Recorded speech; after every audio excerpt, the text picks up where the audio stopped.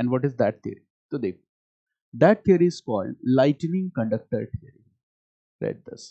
That theory is called lightning conductor theory. Lightning conductor theory. This is another theory which better justifies the real purpose behind the formation of Indian National Congress. And what is that lightning conductor theory? That is very interesting. ठीक है, तो lightning conductor theory, first I will discuss the concept और last में theory बताऊंगा. देखो what is lightning conductor theory, समझो इस बात को. 1858 में क्या हुआ है? इन 1858 crown rule, British crown rule came, right? Crown rule came. This we all know. Clear? Before 1857, what was the outlook of educated Indians? Outlook of educated Indians. Even during the revolt of 1857, what was the outlook of educated Indians? Okay, exactly. Neutrality. Why they are maintaining neutrality? This we need to understand. Because जो educated class है वो old monarchical setup की तरफ नहीं जाना चाहे. Okay, they will support what? Liberal democratic ideas. They will not like to go to the old medieval system. And they were thinking that British were familiar with this, okay, modern democratic system. उनको अच्छा देखो, एक और जैसे आज मैं शाम को एक लेक्चर भी रिकॉर्ड करूंगा, होपफुली एट 6:30 स्टार्ट करूंगा. That is Indian capitalist class and Tata family, not only Ratan Tata, entire Tata family. कि जो टाटा फैमिली ने जो बिजनेस की फाउंडेशंस रखी वो किस समय में रखी बताओ? ब्रिटिश रूल ही था ना, कॉलोनियल रूल ही था ना. ओके, तो how they maintain this balance, this we need to understand. इससे आपका एक नया पर्सपेक्टिव क्लियर होगा कि कॉलोनियल रूल में कैसे ग्रोथ हुआ इंडियन इंडस्ट्रियलिस्ट क्लास का. ठीक है ना? तो today we will record it at 7 PM. तो अगर आप फ्री हो तो ज्वाइन कर लेना, मैं लिंक भेज दूंगा, otherwise I will post it on YouTube also. Now what I mean to say here is that neutrality. They were expecting that British क्या है, दे आर मोर प्रोग्रेसिव. वहाँ पे progressive literature, progressive political ideas, progressive economic thoughts. So might be they will be possible under their leadership there will be some changes. उनको यही लग रहा है. But after some time they realized that their expectations are not true. British are not going to bring those changes. So what they did, what did this class of educated Indians did? Educated Indians के class ने क्या करना शुरू किया? पहला, economic critic of British rule in India. ये भी किसने किया? एजुकेटेड इंडियंस ने. पता है आपको? ये सेकेंड चैप्टर था हमारा, economic critic of British rule in India. They explained with facts, with datas, that how British government is economically exploiting India. And they started promoting, okay, economic and political awareness among the masses. लोगों के अंदर economic और political awareness बढ़ाना शुरू कर दिया. Second, what they did, you all know this, RPS, regional political associations. From 1830s to 1880s, there is growth and development of regional political associations. Political associations will promote what? Political associations will promote, exactly, this will promote political awareness among masses. ये लोगों के बीच क्या promote करेगा? Political awareness. Okay, where these educated Indians who were the founders of RPAs, where they also trying to make the RPAs all India political organisation. क्या ये चाह रहे थे कि हमारी RPA all India political organisation हो जाए? यस. याद करो, land holder society, British Indian association, merger वाली कहानी याद आई? ठीक है. Branches were opened in Bombay, branches were opened in Madras. The example of Indian league, the example of Indian association. It means the founders and prominent members of RPAs were already making efforts. They were already making efforts to form an all India political organization. वो कोशिश कर रहे थे all India political organisation बनाने की. They were already making efforts. For example, Indian Association, all India conference हुआ था दिसंबर 1883 में। तो ऑल इंडिया कॉन्फ्रेंस होने का मतलब क्या है? नेशनल कॉन्फ्रेंस होने का मतलब क्या है? कि आप चाहते हो कि आप नेशनल कैरेक्टर बनाओ, ठीक है। तो 1883 में इंडियन एसोसिएशन ने क्या किया? We all know this, December 1883 Indian association organised all India conference, okay, and then again it decided that in December 1885 we will organize second all India conference. This shows the efforts made by these leaders to develop a pan India political organization. ये सब चाहते थे कि एक pan India political organization हो। मेरी बात समझ गया ना? सब चाहते थे। But what is the problem?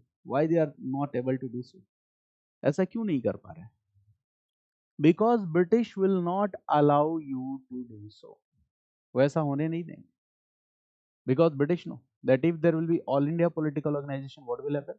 All India political body होगी तो ये लोगों के अंदर कहीं ना कहीं नेशनलिज्म की फीलिंग को प्रमोट करेगी। जैसे हम इंडिया में ग्रोथ ऑफ नेशनलिज्म मानते 1885 से हैं, वाई? यही तो रीजन है, ऑल इंडिया पॉलिटिकल पार्टी हमारे पास है। तो there was the fear of official separation done by British, कि गवर्नमेंट क्या करेगी। और गवर्नमेंट क्या करती है? ऑफिशियल सेपरेशन गवर्नमेंट कैसे करती है? आप कोई पार्टी बनाओ और आपका जो प्रोग्राम हो, आउटलुक हो, वो थोड़ा एंटी गवर्नमेंट हो, कुछ उनकी पॉलिसीज को लगातार अपोज कर रहे हो, तो आपको रिस्ट्रिक्टेड ऑर्गेनाइजेशन बना दिया जाएगा। सीधी सी बात है, ठीक है। गवर्नमेंट के पास ये अथॉरिटी है। तो अगर आप ऑल इंडिया पॉलिटिकल पार्टी बनाओगे तो दो चीजें होंगी। Okay, there is a threat of British operation. आपकी ऑर्गेनाइजेशन को रिस्ट्रिक्टेड ऑर्गेनाइजेशन बना दिया जाएगा। आप मीटिंग्स नहीं कर पाओगे, ठीक है। आप फंडिंग्स नहीं कलेक्ट कर पाओगे, ठीक है। मीटिंग्स बैन हो जाएंगी, तो आप काम कैसे करोगे? बताओ, कर सकते हो काम? नहीं, क्योंकि पार्टी का काम ही होता है मीटिंग करना, लोगों से कनेक्ट होना, फंड कलेक्ट करना। अगर वो सीधे बैन हो जाएगा on the name of seditious activities, what you can do? तो they were trying to do so, but they were unable to do so because of official separation done by British, because British government will not allow this. So write this point, okay? They failed, write this, they failed because they failed because of, right, because of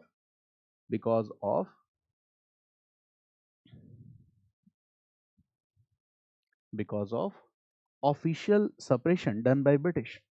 Because of official suppression done by British. British will never allow. British will never allow. British will never allow. Okay. The transformation of a RPA into all India political body. वो ऐसा करने ही नहीं देंगे. They will never allow the transformation of RPA into all India political body. They will restrict. They will put ban. That is official separation. They will not, never allow. They will restrict. They will put a ban. And that is what? Official separation. यही है official separation. Clear? This is official separation. Now what will happen? इसका मतलब ये लोग कोशिश कर रहे थे, they were trying to do so. और Indian National Congress first session में the members who were there 72 जो थे, वो लोग कहीं ना कहीं आरपीएच से जुड़े हुए थे कि नहीं? सब आरपीएच से जुड़े थे। तो एक बड़ी मजेदार कहानी है about AO Hume. AO Hume, Allan Octavian Hume, he is called enlightened imperialist. We use a word for A.O. Hume. Read this, enlightened imperialist. Ripon को क्या कहेंगे हम? Enlightened imperialist. मेयो को क्या कहेंगे? Enlightened imperialist. Lord William Bentinck को क्या कहेंगे? Enlightened imperialist. मेरी बात समझ गया? Enlightened imperialist. And there is a reason that we are saying enlightened और प्लस हमने एक और वर्ड लगाया है imperialist. Why AO Hume is an enlightened imperialist? तो देखो, ये इंडियन सिविल सर्विसेज से जुड़ा हुआ है। तो सिविल सर्वेंट हमेशा किसका पक्ष रखता है? बताओ, कल को आप सिविल सर्वेंट हो जाओगे तो आपको गवर्नमेंट की पॉलिसीज को, उसी चीज को डिफेंड करना पड़ेगा ना हमेशा, कि आप ही क्रिटिसाइज कर दोगे? पॉसिबल नहीं है। तो enlightened imperialist means what? That AO Hume is a member of Indian civil service, but he believes that, वो क्या सोचता है? That if level of dissatisfaction of Indian people will be reduced, so this will make us comfortable to rule over India. अगर Indian लोगों का dissatisfaction कम हो जाए, ठीक है, तो ब्रिटिश रूल को मेंटेन करना काफी आसान होगा। समझो इस बात को। रिवोल्ट एंड रिबेलियन होगा तो क्या होगा? Disruption of trade and commerce. And you will do what? Suppression of revolt and rebellion. उसमें क्या होगा? पैसा खर्च होगा, मिलिट्री एक्सपेंसेस। तो अगर हम क्या करें कि कुछ रिफॉर्म्स कर दें, ठीक है, ठीक है, लोगों के कुछ डिमांड्स को एड्रेस कर लें, तो इससे डिससेटिस्फेक्शन कम हो जाएगा, और डिससेटिस्फेक्शन कम होगा, so it will be easier for British to establish their control over India. Okay, but in this process Indians are also benefited. If the British will bring reforms, हमें कुछ तो फायदा होगा ना। That's why we are calling him what? Enlightened imperialist. तो वो जहां भी जाता था इंडियंस के बेटरमेंट की बात करता था कि वो we also want to bring reforms in the life and condition of peasant tribal. ऐसा लगता था जैसे कोई इंडियन लीडर बोल रहा, ठीक है, उसका टोन ऐसा ही था, ठीक है। और जहां भी कोई भी मीटिंग वीटिंग होती थी तो उसको बुला लेते थे इंडियन लीडर्स, कहते थे ए ओ ह्यूम भाई चले आओ, इनविटेशन कार्ड चला जाता था, फिर आके वीआईपी चेयर पे बैठता था, उसको माला वाला पहनाते थे, स्पीच वगैरह देता था, ठीक है। तो उसको उसको आदत लगी हुई थी इंडियंस के पॉलिटिकल एसोसिएशन में जाने की और स्पीच देने की। तो 1883 का ईयर था, year was 1883, and venue was Calcutta university, and in Calcutta university he was invited and he was delivering a speech. Or while delivering the speech, he emphasized the need that Indians should have an all India political platform. उसने खुद ही कहा कि Indians must have an all India political platform. While delivering a speech, right, this 1883, while delivering a speech, he emphasized on the need, he emphasized on the need that Indians must have an all India political forum. Indians के पास all India political forum होना चाहिए. Year was 1883, and which viceroy was ruling? viceroy कौन था? Ripon, Ripon था, ठीक है। तो Ripon, Ripon का भी तो पॉलिसी यही था, रिफॉर्म्स लाओ और इंडियंस को क्या करो? इंडियंस के डिससेटिस्फेक्शन लेवल को क्या करो? कम करो। ये बात स्पीच यहाँ कही इन्होंने। And after this what will happen? Okay, he was continuously invited, बार बार इसको इनवाइट किया जाता था। उसके बाद इसको यहाँ भी इनविटेशन मिला हुआ था, दिसंबर 1885, गोकुल दास तेजपाल संस्कृत कॉलेज, यहाँ भी इनवाइट था एओ ह्यूम। इसको भी नहीं पता था कि मैं कांग्रेस का फाउंडर बनने वाला हूँ, ठीक है। हमने बुला लिया उसको, ठीक है, कहा स्पीच दो, स्पीच देते देते फिर बोल पड़ा वो, का Indians must have an all India political forum. और हम लोग तैयार थे पहले से ही, ठीक है, कि अगली बार जैसे ही ह्यूम बोलेगा साइन करवा लेना है डॉक्यूमेंट इससे। मेरी बात समझ गए? You are the founder. तो जैसे ही इसने कहा कि we must have an all India political forum so that the demands of Indians could be catered in a better way, document लेके आ गए हमारे अर्ली नेशनलिस्ट। कहा साहब हमने डॉक्यूमेंट पहले बना दिया, आप साइन कर दो और आप बन जाओ फाउंडर। वो फंस गया, ठीक है, साइन कर दिया उसने। आप सोच नहीं रहे, अचानक से बन गए इंडियन नेशनल कांग्रेस। हम पहले से तैयार थे। जो पहले के आरपीएस थे वो सब फाउंडर कौन थे? इंडियंस थे, ठीक है। तो जैसे ही आप ऑल इंडिया पॉलिटिकल बॉडी बनाओगे, there are chances that British will suppress, क्योंकि वो ऐसा करते थे। यहाँ पे क्या था? डॉक्यूमेंट आपने पहले से तैयार रखा है, एओ ह्यूम भाई साहब को स्पीच देने की आदत पड़ी हुई है, ठीक है, माहौल बना रहे हैं वो। जैसे ही उन्होंने बोला हमने डॉक्यूमेंट साइन करा लिया, AO Hume is the founder and first general secretary. वो भी कंफ्यूज हो गया, अब मैं करूं क्या? बार बार स्पीच में बोल रहा था कि Indians must have all India political party, and in this way AO Hume did what? AO Hume became the founder of Indian National Congress on 28 December 1885. He was also unaware that on 28 December Indian National Congress will be formed. ये उसको भी नहीं पता था, हमने चालाकी से उससे डॉक्यूमेंट साइन करा लिया। अब तो वो फाउंडर बन गया ऑल इंडियन पॉलिटिकल पार्टी का। वापस लौट के गया तो डफरिन ने कॉल किया उसको, कहा बेटा शाम को मिलो, तुम चाय पीने, बहुत स्पीच दे रहे हो तुम, अभी क्या करके आए हो तुम? ऑल इंडिया पॉलिटिकल फोरम बना दिया, Indian National Congress, you become the founder. तो डफरिन को समझाया उन्होंने, कहा भाई घबराने की जरूरत नहीं है, I am the founder, I am the general secretary, सारे अपडेट्स मिलते रहेंगे, I will get all the updates कि क्या चल रहा है इंडियन नेशनल कांग्रेस में, ओके। और इंडियन नेशनल कांग्रेस से हमें कोई थ्रेट नहीं है। There were only 72 representatives, only 72 representatives attend this conference. Dufferin ने कहा अच्छा, Congress is a microscopic organisation. कहा अच्छा, डरने की जरूरत नहीं। कहा ना, बिल्कुल डरने की जरूरत नहीं इंडियन नेशनल कांग्रेस में। Then Dufferin said what? Congress is a microscopic organisation. This is a prelims fact. Write this. Okay, write this. Okay, consultations between A.O. Hume and Dufferin. Write this point. Consultations between A.O. Hume and Dufferin. Consultations between A.O. Hume and Dufferin. A.O. Hume और Dufferin के बीच में क्या हुआ? Consultations, बातचीत. Consultations between A.O. Hume and Dufferin. तो Hume suggested what? Read this. Hume suggested. Hume ने क्या बताया? कुछ तो बताना पड़ेगा ना बॉस को. Hume ने क्या बताया? Right, point one. Hume suggested that. Okay, he is the founder. Right. Hume suggested that Hume is the founder. Hume is the first general secretary. So there is no need to worry from Indian National Congress. Hume suggested that he is the founder. He is the first general secretary. So there is no need to worry. No need to worry. क्या इससे डरने की जरूरत नहीं. No need to worry. Because we can easily get what? All updates of INC. All updates of INC. Programs of INC. ठीक है? Every update we can get easily. ठीक है? तो वो ऑर्गेनाइजेशन से डरने की क्या जरूरत है? सारे अपडेट्स तो हमें मिलते रहेंगे. Got it? Okay. And Hume के पास ये भी आइडिया था, right? Second point. Hume also suggested that if Indians will have an all India political forum, so they will raise their political demands from this political forum. Obviously, if Indians will have all India political forum, so they will raise their demands from this political forum. If Indians will have an all India political forum, so they will raise their demands from this political forum. They will raise their demands from this political forum, right?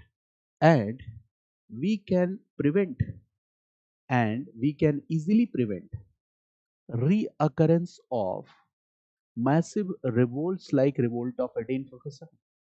We can easily prevent reoccurrence of massive revolts like revolt of 1857.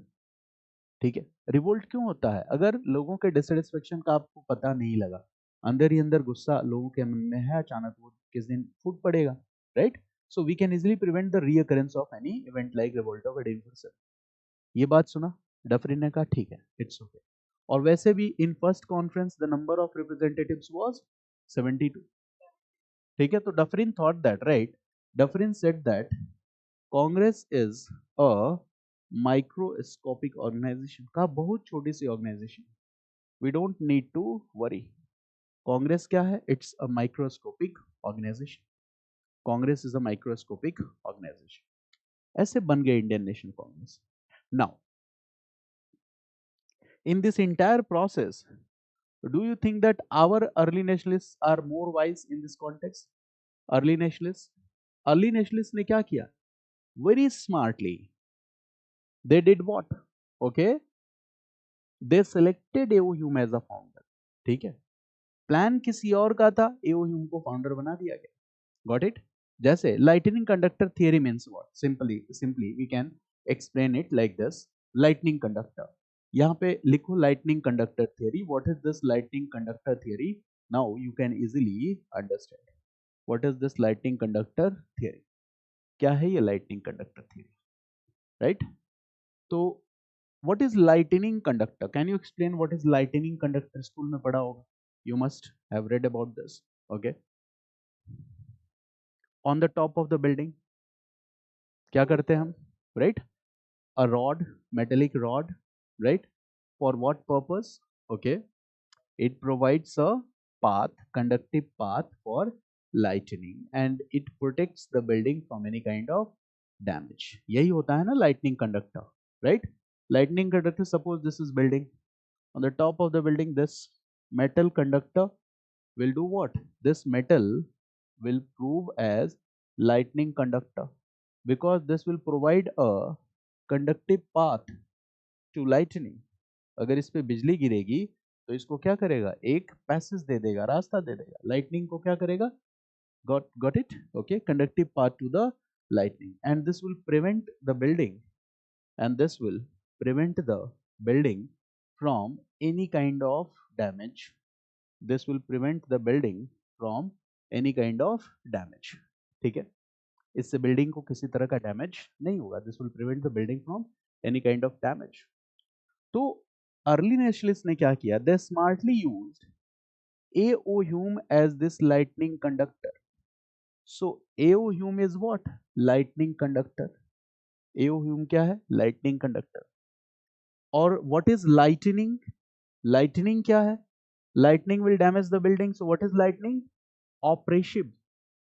Official suppression by colonial rule. अगर आप कुछ भी बनाओगे तो वो क्या कर देंगे? बैन कर देंगे. Read this. So lightning means what? Official suppression. Official suppression by British government. And what is this building? This building is what? Right? Okay. Growth of Indian nationalism and formation of All India Political Forum. यही है building. Growth of Indian nationalism and formation of All India Political Party is the building. Now you can easily understand that अगर हमने lightning conductor is A.O. Hume. Lightning means official suppression by British, and this building indicates what? Growth of Indian nationalism and need for a all India political forum. Need for a all India political forum. अब सोचो थोड़ी देर के लिए कि अगर यहाँ पे founder A.O. Hume की जगह दादा भाई नौरोजी होते, फिरोज शाह मेहता होते, सुरेंद्रनाथ बैनर्जी होते, तो क्या होता? लाइटनिंग रॉड नहीं होता. लाइटनिंग क्या करती? ऑफिशियल सेपरेशन से उस first Indian political national political forum को ब्रिटिश गवर्नमेंट क्या कर देती? सप्रेस कर देती. Got it? So our early nationalists smartly used A.O. Hume as the lightning conductor. They made A.O. Hume founder and first General Secretary of Indian National Congress.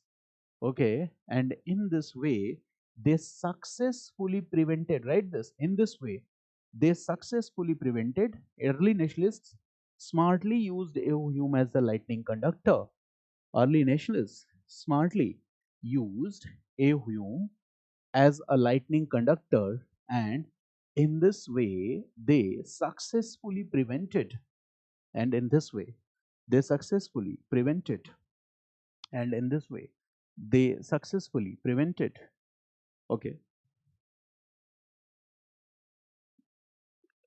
the official suppression of INC in its nascent stage.